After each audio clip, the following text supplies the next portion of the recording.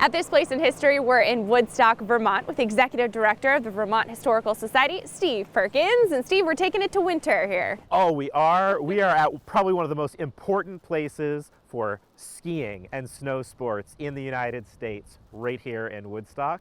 Wow. The site of the first rope tow in the U.S.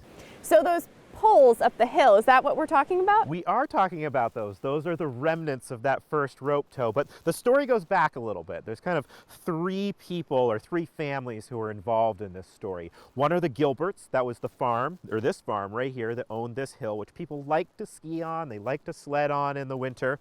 Another was the Royce family, which owned an inn right in Woodstock. And so they saw a lot of winter people coming and staying in town. And the other was a young skier named Bunny Bertram. So Bunny was working at the inn over the winter of 1933, 1934, and he was chatting with three guys who liked to go to Europe to go skiing. Now in Europe at the time, they had these cable cars that would bring you to the top of the mountain and ski down, and they were complaining that there really wasn't anything like that in the United States. That got Bunny thinking about, well, how do we do that here? And he talked to the Royces, and they'd heard about a thing called a rope tow at a resort in Quebec. And so they wrote a letter to the resort in Quebec, and they sent them the plans for this little rope tow. So we each decided to put up $100 apiece, a total of $300, and we asked Mr. Royce of the White Covered Inn to see if he could find somebody good in the town to build such a contraption. We'll contract with a local, handyman here in town, last name of Dodd, to see if he could build it. He said, absolutely. We've heard there was a rope tow in Woodstock, and that was the Mecca. That was the very first. So we all congregated in Woodstock to ride up the rope tow at our peril.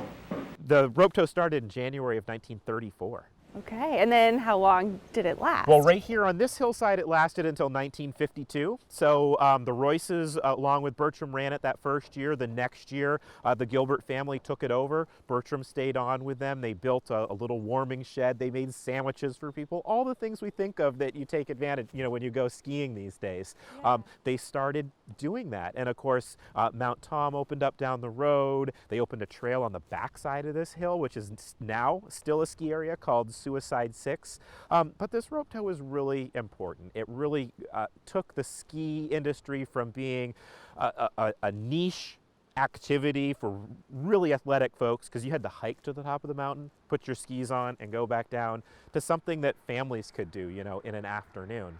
And it was cheap. They charged a dollar for a whole day, or 50 cents for a half day. How does a rope tow work? How's the rope tow work?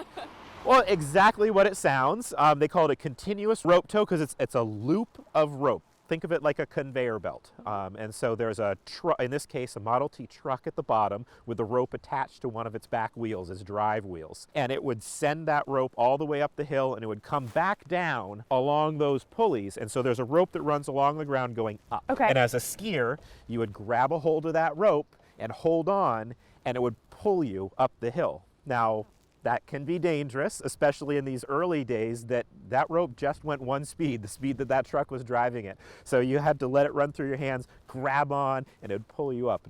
And it was a perilous trip, I must say.